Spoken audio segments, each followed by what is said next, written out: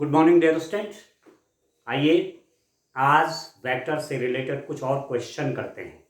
हम लोग chapter number 10 exercise 10.2 class 12 maths एक क्वेश्चन कर रहे हैं। तो एक्सरसाइज 10.2 का हमने 13 क्वेश्चन कर दिए थे। क्वेश्चन नंबर 14 पे मैं आता हूँ। इस क्वेश्चन को आप ध्यान करिए। क्वेश्चन नंबर 14 पर आएगा। बहुत इंपॉर्टेंट क्वेश्चन है, कई बार ये एग्जाम में भी पूछा गया है। दर्शाए कि सदिश i प्लस जे प्लस के अक्षों ओ एक्स ओ वाई एवं ओ जेड के साथ बराबर झुका हुआ है। So that the vector i plus J plus K is equally inclined to the axis O X O Y and O Z.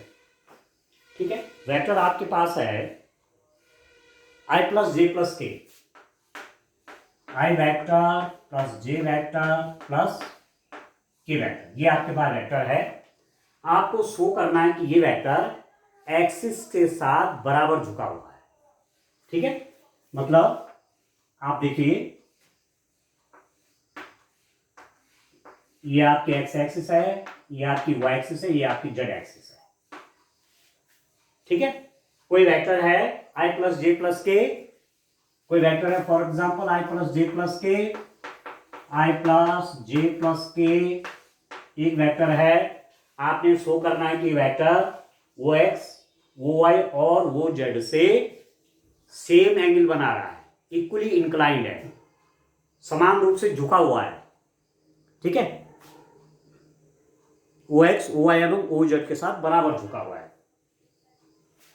इसका इससे एंगल इससे एंगल इससे एंगल सेम है, ये शो करना है। तो उसके लिए एक आसान तरीका क्या है कि हम यूनिट वेक्टर निकालें। इस वेक्टर की डायरेक्शन में यूनिट वेक्टर निकालें, और यूनिट वेक्टर निकालने के लिए हमें इसका मैग्नीट्यूड चाहिए। ठीक है, मैग्नीट्यूड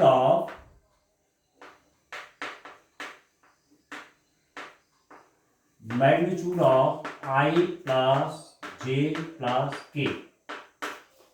ठीक है, आई वेक्टर प्लस जे वेक्टर प्लस के वेक्टर का परिमाण। ठीक है, इसका परिमाण कितना हो जाएगा? स्क्वायर रूट ऑफ आई का कोएफिशिएंट 1 का स्क्वायर प्लस जे का कोएफिशिएंट 1 का स्क्वायर प्लस के का कोएफिशिएंट 1 का स्क्वायर, ये हो जाएगा स्क्वायर रूट ऑफ 3। आया समझ में? इस वेक्टर का मैग्नीट्यूड हो गया स्क्वायर रूट ऑफ 3। इस सदिश का परिमाण हो गया वर्गमूल 3। ठीक है, तो आई प्लस जे प्लस के सदिश की दिशा में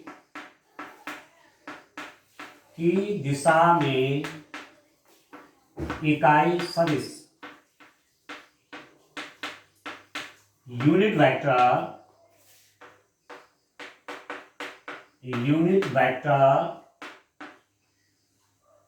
along the direction of I plus j plus k। Unit vector along the direction of I plus j plus k, I plus j plus k की दिशा में इकाई सदिश कैसे निकालेंगे? वेक्टर को उसके मैग्नीट्यूड से डिवाइड करेंगे तो यूनिट वेक्टर निकलता है।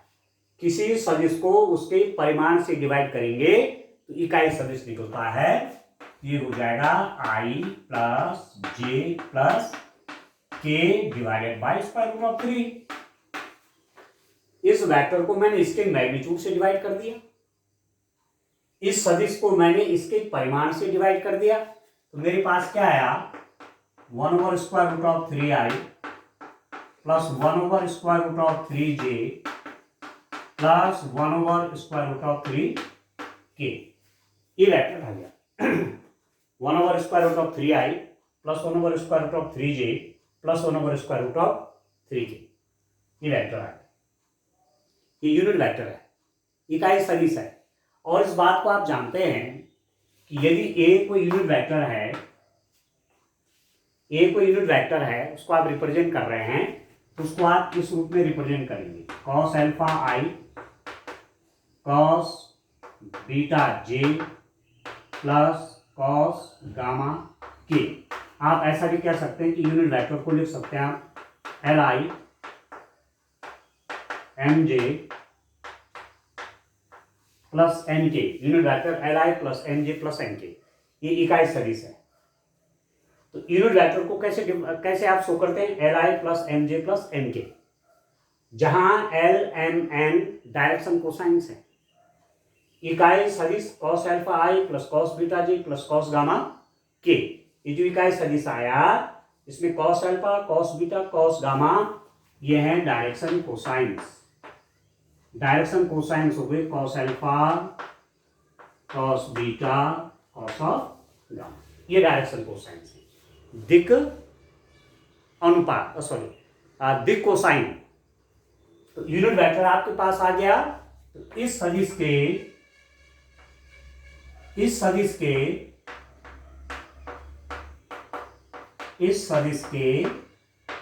दिक कोसाइन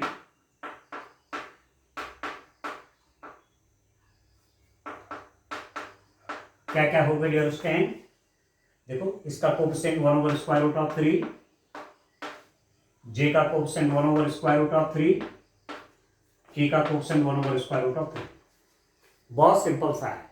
यदि आपको किसी वेक्टर के दिक कोसाइन चाहिए, ठीक है, तो आप क्या करेंगे? उस वेक्टर का यूनिट वेक्टर बनाएंगे और जो आई कैप जे कैप के कैप के कोएफिशिएंट हैं वही आपके दिक कोसाइन हो जाते हैं।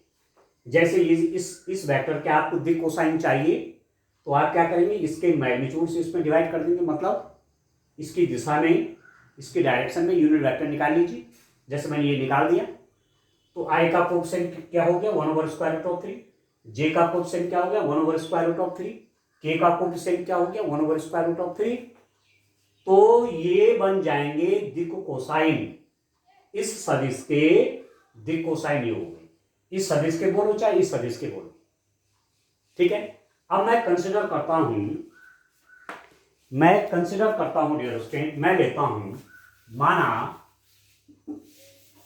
देखिए बड़ा इंटरेस्टिंग क्वेश्चन है और ये मैंने देखा ये 1 या 2 बार बोर्ड में 4 मार्क्स का पूछा गया है। और ऐसी एक क्वेश्चन आपका जब हम 3 डायमेंशनल कोऑर्डिनेट ज्योमेट्री करेंगे तो वहां भी है, ठीक है। तो इसको आप ठीक कर लीजिए। मैं कहता हूं, माना आई जे के, या आई जे के की जगह आई प्लस जे plus K O X O Y और ओ जेड से अल्फा बीटा और गामा बना, ठीक है। माना I plus J plus K O X O Y O Z से अल्फा बीटा कोण बनाती है। Let I plus J plus K makes angle alpha with O X, angle beta with O Y, angle gamma with O Z. इस vector ने O x के साथ alpha angle बनाया, इस वेक्टर ने ओ वाई के साथ बीटा एंगल बनाया, इस वेक्टर ने ओ जेड के साथ गामा एंगल बनाया। ये भी कह सकते हैं आप कि वेक्टर एक्स एक्सिस से अल्फा एंगल बना रहा है, वाई एक्सिस से बीटा एंगल बना रहा है, जेड एक्सिस से गामा एंगल बना रहा है। ये भी कह सकते हैं कि ये वेक्टर ओ एक्स से अल्फा एंगल पर झुका हुआ है, वाई एक्सिस से बीटा एंगल पर इंक्लाइंड है और जेड एक्सिस से गामा एंगल पर इंक्लाइंड है। कई रूप में आप कह सकते हैं, ठीक है। तो इसका मतलब आई प्लस जे प्लस के दिक कोसाइन क्या निकल जाएंगे dear student? This is of i plus J plus k. I plus J plus k DCs क्या हो जाएंगे आपके पास? ये हो जाएंगे cos alpha, cos beta, cos gamma. ये तो तरीका है कि कोई वेक्टर एक्स एक्सिस से अल्फा एंगल बनाए, वो एक्सिस से बीटा एंगल बनाए, जेड एक्सिस से गामा एंगल बनाए, तो उस वेक्टर के डायरेक्शन कोसाइंस को देते हैं cos alpha, cos beta, cos gamma. ठीक है। और ये क्या दे रहे हैं, अब आप ये देखिए कि इसके दिक कोसाइन कहो, इसके डायरेक्शन कोसाइंस कहो, या इस दिशा में यूनिट वेक्टर के डायरेक्शन कोसाइंस को एक ही बात है। नहीं समझे? डायरेक्शन कोसाइंस आपको एंगल बता रहा है, तो वेक्टर का बताएगा या उसके डायरेक्शन में यूनिट वेक्टर का बताएगा, एक ही बात है। ठीक है। ये वेक्टर आपका कोई है और इसकी डायरेक्शन में यूनिट वेक्टर माना ये है, ये, तो डायरेक्शन कोसाइंस तो सेम होंगे ना। एक्स एक्सिस से जो एंगल ये वेक्टर बनाएगा वो यूनिट वेक्टर बनाएगा, वाई एक्सिस से जो एंगल ये वेक्टर बनाएगा वो यूनिट वेक्टर बनाएगा, जेड एक्सिस से ये एंगल जो वेक्टर बनाएगा वही ये बनाएगा, यूनिट वेक्टर बनाएगा। न्याय समझ में आ रहा है? ठीक है दोस्तों। इसका मतलब जो यूनिट वेक्टर के डायरेक्शन कोसाइंस हैं वही डायरेक्शन कोसाइंस इसके होंगे, और इसके डायरेक्शन कोसाइंस मेरे पास cos alpha, cos beta, cos gamma है, और यूनिट वेक्टर के डायरेक्शन कोसाइंस क्या है, ये।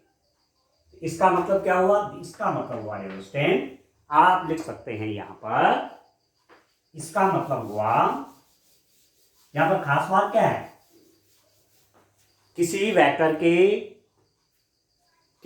के दिक कोसाइन, डायरेक्शन कोसाइंस, और उसी डायरेक्शन में यूनिट वेक्टर के डायरेक्शन कोसाइंस सेम होते हैं, ये बात। तो इसका मतलब cos alpha is equal to 1/√3, cos beta is equal to 1/√3, cos gamma is equal to 1/√3। याद रखा था ना, 1/√3, 1/√3 और 1/√3, ये यूनिट वेक्टर के डायरेक्शन कोसाइंस हैं इसके डायरेक्शन में, और ये cos alpha, cos beta, cos gamma इसके डायरेक्शन कोसाइंस हैं, दोनों बराबर हो जाएंगे। कॉस अल्फा बराबर है cos beta is equal to cos gamma is equal to ये। ठीक है दोस्तों? ठीक है। तो इसका मतलब क्या हुआ? इसका मतलब आपके पास क्या रिजल्ट आया, आप देखिए cos alpha is equal to 1/√3। इसका मतलब हुआ alpha is equal to cos inverse 1/√3। ठीक है।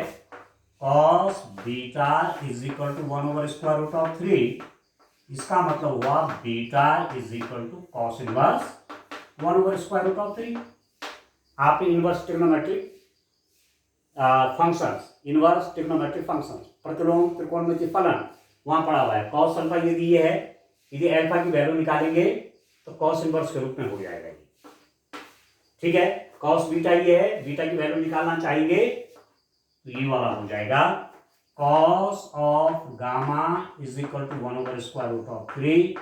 इसका मतलब gamma is equal to cos inverse 1/√3। आ रहा समझ में? अल्फा भी निकल गया, बीटा भी निकल गया, गामा भी निकल गया। इससे क्या रिजल्ट निकला आपको? इससे आपको रिजल्ट क्या मिला? इससे रिजल्ट मिल गया आपको कि alpha is equal to beta is equal to gamma. Alpha भी कितना आया? अल्फा भी cos इनवर्स 1/√3 है, बीटा भी cos इनवर्स 1/√3 है, गामा भी cos इनवर्स 1/√3। तीनों बराबर हो गए। इसका मतलब क्या हुआ? I प्लस जे प्लस के अक्षों के साथ बराबर झुका हुआ है। ठीक है? ठीक है दोस्तों? This implies that this vector I plus J plus K is equally inclined with the axis, या विद OX, OY और OZ। ठीक हो गया? एक्सिस है, समझना है। तो सिंपल सा है, इधर देखना है कि ये vector x axis y axis z axis से क्या एंगल बनाता है, तो आप इसके क्या निकाल लीजिए, इसके डायरेक्शन में यूनिट वेक्टर निकाल लीजिए। जो आई जे के का जो कोफिशिएंट आएगा वो cos alpha cos beta cos gamma हो जाएगा, वहां से अल्फा बीटा गामा निकाल देंगे, आपका काम बन जाएगा। ठीक हो, चलिए एक क्वेश्चन और करते हैं। एक क्वेश्चन नंबर 15, ये भी बहुत इंपॉर्टेंट क्वेश्चन है, इससे भी डेरोस्टेंट क्वेश्चन पूछा जाता है। चलिए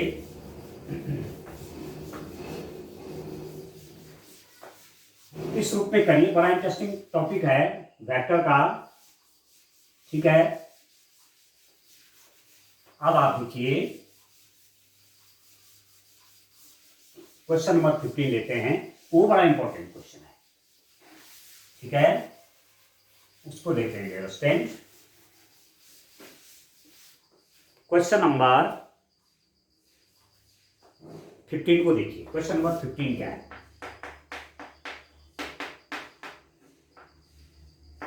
क्वेश्चन नंबर 15 आपका है, बिंदु P I plus 2j minus के और Q minus i plus J plus के को मिलाने वाली रेखा को 2:1 के अनुपात में अंतः बाह्य विभाजित करने वाले बिंदु R का स्थिति सदिश ज्ञात कीजिए।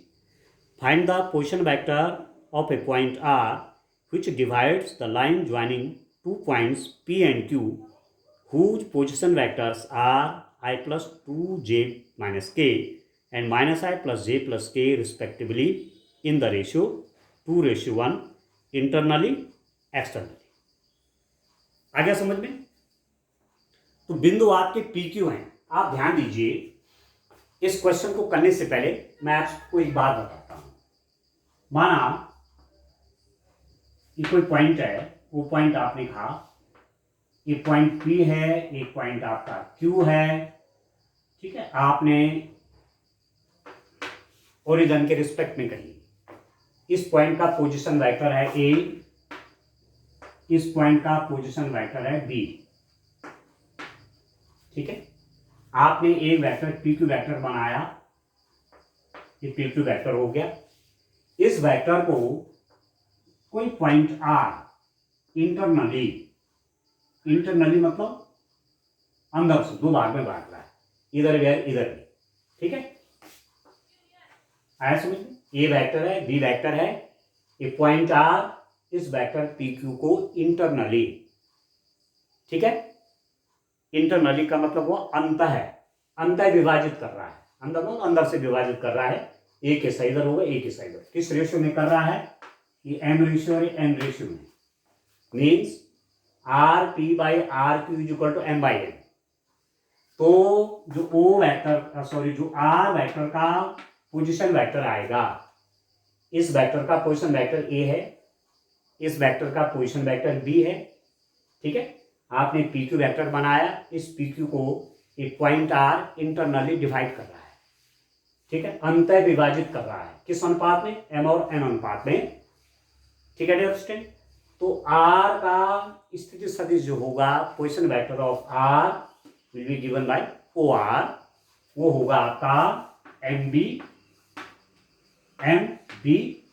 प्लस एम ए, देखिए ध्यान से, divided by m plus n. ठीक है, इस पर ध्यान दीजिए। आर अंतः विभाजित कर रहा है इस पी क्यू को, किस रेशियो में? एम और एन में। तो आर का पोजीशन वेक्टर दिया जाएगा ओ आर से n into b plus n into a divided by m plus n. आगे समझ में आपको? ठीक है, अब यदि यही पॉइंट आपका कैसा पॉइंट है, यदि विभाजन आपका एक्सटर्नली है, बाय विभाजन है। बाय विभाजन कैसे होगा आप देखिए, फिर वही बात है आपका, एक पॉइंट आपने कहा पी है, ठीक है, दूसरा पॉइंट क्यू है, इसका पोजीशन वेक्टर आपका ए है, इसका पोजीशन वेक्टर आपका क्या है? बी है। ठीक है, और आपके पास पी क्यू कोई वेक्टर है, ये पी क्यू एक वेक्टर है। इसको बाह्यतम, आप देखिए, बाय विभाजन एक्सटर्नल कोई पॉइंट डिवाइड कर रहा है। माना आपने आर पॉइंट कहा, और इसको ज्वाइन किया, यहां से मैं इसको ज्वाइन कर लूं ऐसे, ठीक है। यदि ये आर पॉइंट इस वेक्टर पी क्यू को किस अनुपात में बांट रहा है, P R by q are बराबर एम बाई एन, यहां से यहां का अनुपात है एम, ठीक है, और यहां से यहां का अनुपात है एन। आइडिया समझ में, ये एक्स न लिया क्योंकि ये पॉइंट आर इसके अंदर नहीं है, बाह्यतम विभाजन हो रहा है, ठीक है ना। P r divided by q r is equal to m by n है, तो इस आर का पोजीशन वेक्टर होगा o r will be given by m into a, m a minus n b divided by m minus. खास note करने वाली बात क्या है, आपने यदि अंतर विभाजन है तो बीच में प्लस आएगा, और यदि बाह्य विभाजन है जैसे यहां पर हो रहा है तो केवल यहां नेगेटिव आ जाएगा। If there is internally division then there will be plus sign, n b plus n over n plus n, and if the division is externally then only the sign get changes here, sign change हो जाएंगे यहां, बस इतना करना आपने, ठीक है ना। अब इस क्वेश्चन को लेते हैं, देखिए अब इस क्वेश्चन को मैं लेता हूं डेरोस्टेंट, इसमें क्वेश्चन नंबर 15 आता है, इसको देखिए ध्यान से, ये क्वेश्चन आपको ठीक से करना है, ठीक है, ध्यान दीजिए। क्या कहा जा रहा है, P का पोजीशन वेक्टर इस P पॉइंट, मैंने फिगर ये लिया है, इसका पोजीशन वेक्टर है i प्लस 2j माइनस के, इसका पोजीशन वेक्टर ये इस P पॉइंट का। Q का पोजीशन वेक्टर क्या है, minus i plus J plus के, ये जो मैंने B कहा है, ये वेक्टर यहां पर कितना है, ये वेक्टर है minus i plus J plus K, minus i plus J plus K, ठीक है। इसका पोजीशन वेक्टर P, OP ये है, ठीक है, ठीक है, ठीक है, और OQ, Q का पोजीशन वेक्टर ये है, मतलब OQ वेक्टर आपका ये है, A वेक्टर आपका PQ आपने बनाया, यहां पर कोई पॉइंट आ रहा है जो इसको इंटरनली M और N के रेशियो में बांट रहा है, तो आपको R का पोजीशन वेक्टर चाहिए। तो अभी हमने फॉर्मूला बनाया था, क्या कहा था कि OR position vector of this R when this R is internally dividing PQ vector in the ratio MN N, M ratio N, ठीक है। जब ये R पॉइंट इस PQ वेक्टर को अंतर विभाजित करे किस अनुपात में, M और N में, इस R का पोजीशन वेक्टर दिया जाएगा OR इज इक्वल टू होता है NB plus NA divided by N plus N, ये ठीक है, इस रूप में दिया जाएगा। अब ये आपका A है, इस वेक्टर को आपने A माना हुआ है, ये वेक्टर हमारे पास B है, ठीक है। M और N आपको दे रखे, ये आप इसका अनुपात 2 है, इसका अनुपात 1 है, ये 2 का रेशियो है, ये 1 का रेशियो है, यहां पर दिया हुआ है 2:1, ठीक है। तो आप कर लीजिए, ठीक है। तो R बिंदु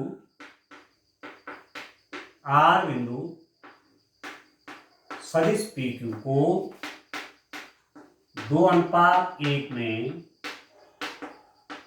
अंतः विभाजित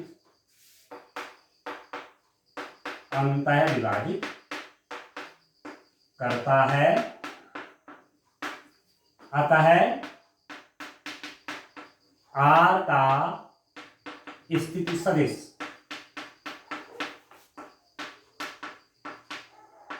OR will be given by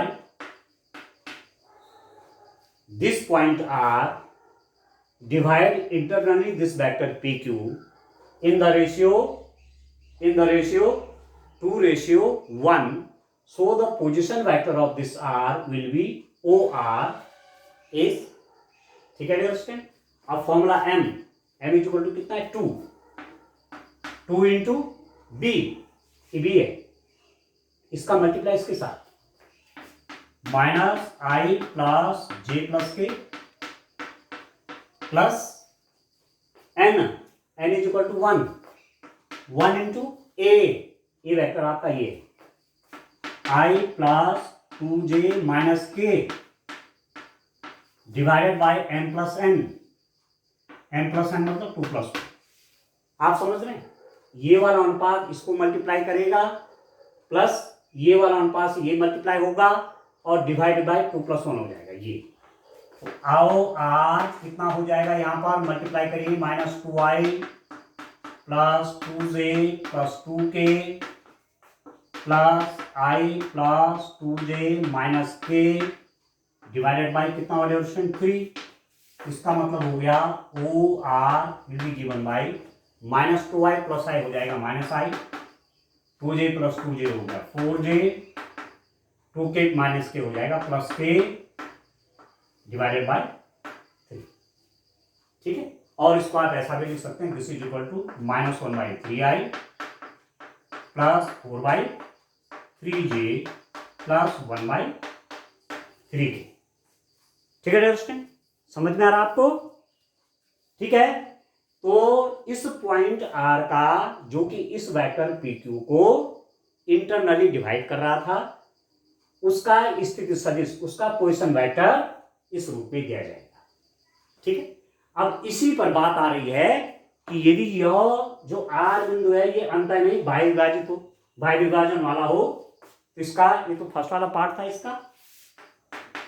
ठीक है, अब मैं इसका सेकंड वाला पार्ट देखता हूं, आप देखिए समझ में आ रहा होगा आपको क्लियर क्या करना है। ये तो अंतर विभाजन की स्थिति है, और बाह्य विभाजन में क्या होगा आप देखिए, बाह्य विभाजन की क्या स्थिति है। तो इस क्वेश्चन को आप जरूर करेंगे, उसमें ध्यान से करें, समझ करके करें। ठीक है,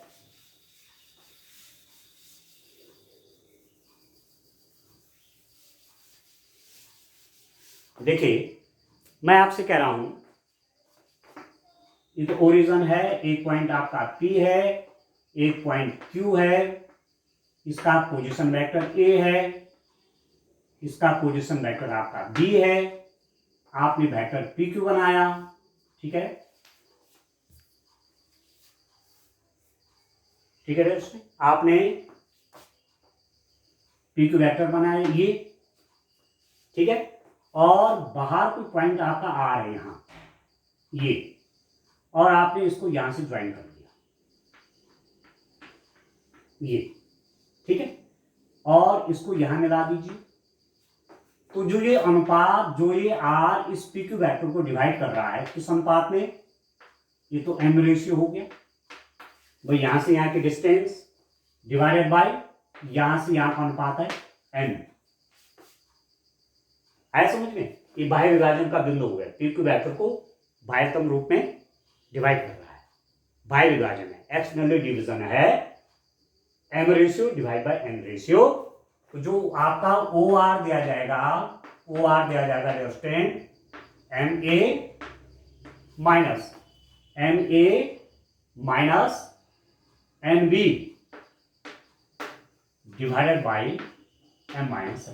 बस वहां क्या था, वहां क्या था, बीच में प्लस था, यहां नेगेटिव है, बाह्य विभाजन में नेगेटिव आएगा और अंतर विभाजन में पॉजिटिव होगा।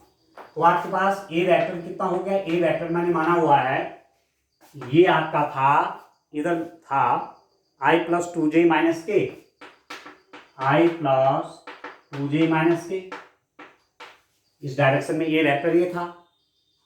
दूसरा जो क्यू वेक्टर है ये था minus i plus J plus के ये। ठीक है, n का रेशियो है 2, क्वेश्चन वही है, n का रेशियो है 1। ठीक है, ठीक है डियर स्टूडेंट, तो ये सब वैल्यूज आप रख लीजिए। बिंदु आर जो कि PQ को, आया समझ में, पी क्यू को 2:1 में बाय विभाजित करता है, बाय विभाजित करता है का स्थिति सदिश, स्थिति सदिश ओ आर। अब देखिए मैं इंग्लिश में कह रहा हूं, this point r divide this vector PQ externally in the ratio 2:1. The position vector of R is given by OR, ठीक है, that is equal to क्या कहा, m into a, और m कितना है, 2 है, 2 into a वेक्टर आपका ये है, I plus 2j minus k minus n is 1 into b means minus I plus j plus k divided by m minus n, 2 minus 1। तो इसका मतलब हो गया o r is equal to कितना हो गया, मल्टीप्लाई करिए 2i plus 4j minus 2k, 2i plus 4j minus 2k, minus से मल्टीप्लाई करिए हो जाएगा plus i minus j minus k divide by 1, और ओ आर का क्वेश्चन वेक्टर हो जाएगा 2i प्लस i आपका 3i, 4j माइनस j, ये हो जाएगा डायरेक्शन कितना, प्लस 3j। ठीक हो रहा है, ठीक है,